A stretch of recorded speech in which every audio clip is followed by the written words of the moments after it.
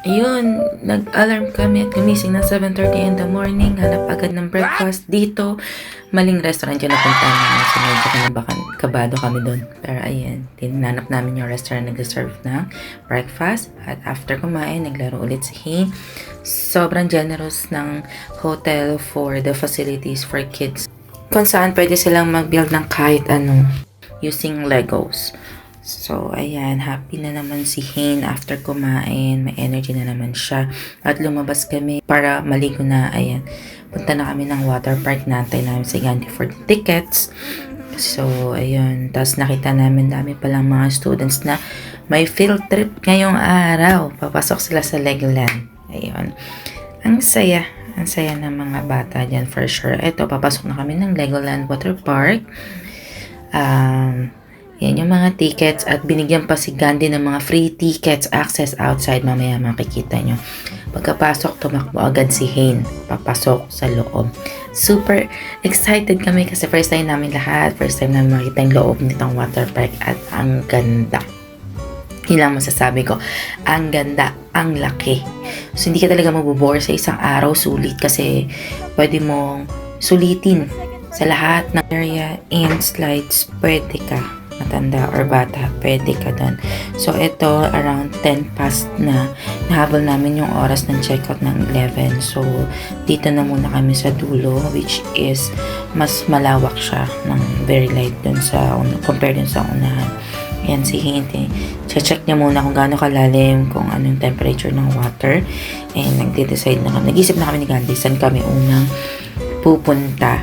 Yan. So, si Hain, nag-decide siya bumalik dun sa unahan, which is nandito tong area na to. Ang dami nitong slides. For kids lang siya actually, pero trinay din ni Gandhi at okay naman para sa kanya. Kahit pang kids siya. So, itong place na to, it composed of around maybe 10 slides. Kaya, hindi siya, ang kids hindi mabobore. Marami siyang pwedeng gawin dyan sa loob. Yan, katulad ni Gandhi, sinamahan niya na si Hain. Mag-i-slide daw sila. Ayan. So, ang ganda na ng lugar. Bumalik. Tapos, we decided to go here. Sa dulo, yun yung slide. Sobrang saya. Una kabado kami, pero ang saya niya. Ang saya talaga kasi first time namin ulit na ako, first time ko makaslide sa water park ng ganito kataas na slide. Tapos, yun. So, okay naman. Wala maging problema. Masaya. Na-enjoy namin tong slide na to. Actually, pang ilang beses kami nag-try. 3 yata kami nag-try dito sa slides na to. Ayan. Actually, this time dapat naka-check out na kami. So, ginawa namin, nag-check out muna kami sa hotel at bumalik kami dito sa slide. Kaya medyo hinapon na kami dyan. So, ayan. Sobrang happy naman. Ang ganda ng experience namin dito sa Legoland overall. Tapos, ayan, bumalik si Hain, naghanap na naman siya ng gagawin, at nag-try ulit kami ng isa pang slide. Ayan, itong slide na to maganda siya kasi may pa-curve siya like dun sa una na medyo straight lang. Ito, mas na-enjoy ko talaga itong orange na to. Tapos, sina Gandhi at Hain naman. Ayan, nag-try din sila dyan sa taas. Akala ko dun sila sa orange, pero mali pala ako ng inaabangan. Nantay ako dito. Doon sila lumabas sa kapila. Diba? Nakakaloka. Mahaba daw yung pila sa orange, kaya doon sila sa walang pila. Ayun. So, okay naman. Nag-enjoy din sila dyan. So, after nun, yan, nag-base na kami at lumabas. Yan.